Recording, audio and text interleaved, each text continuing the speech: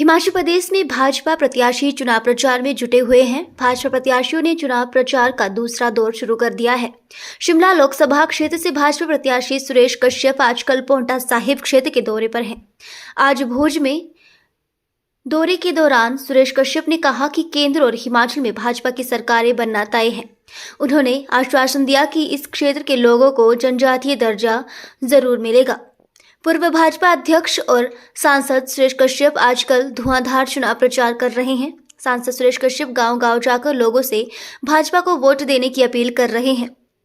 पांवटा साहिब क्षेत्र में सुरेश कश्यप हर रोज 1 दर्जन भर नुक्कड़ सभाएं कर रहे हैं।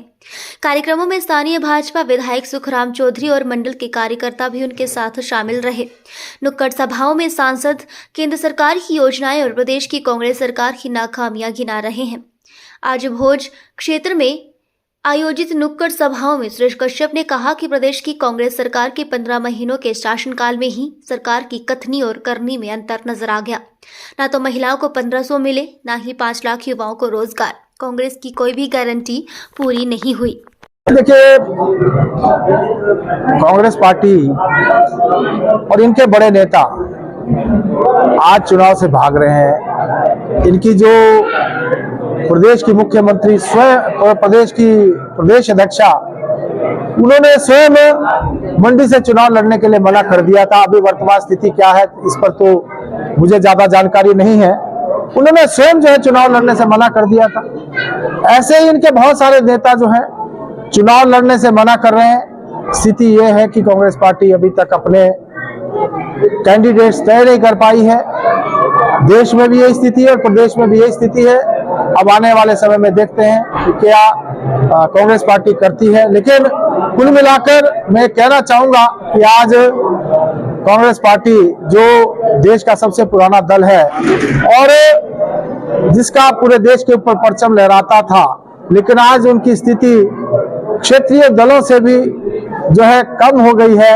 आज तो क्षेत्रीय दलों के साथ उनको तालमेल करना पड़ रहा है। इंडी गठबंधन, इस प्रकार के गठबंधन बनाने पड़ रहे हैं ताकि किसी ढंग से मोदी जी को सत्ता से हटा सके।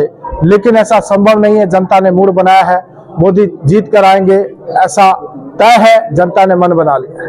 एक अंतिम सवाल है। देखिए करण नंदा तो शायद बीजेपी के हैं, लेकिन अमित नंदा, देखिए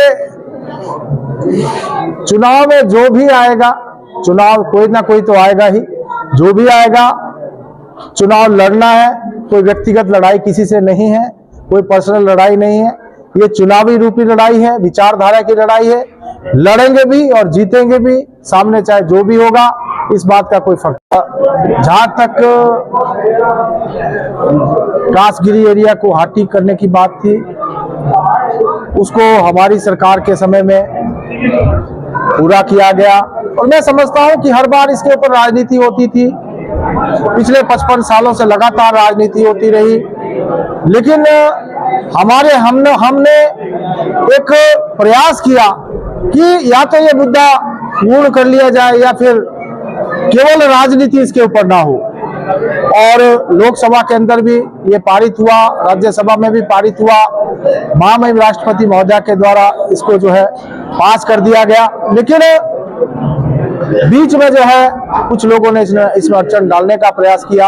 आज ये मुद्दा कोर्ट में है, इसलिए कोई बहुत ज्यादा टिप्पणी इसके ऊपर नहीं कर सकता।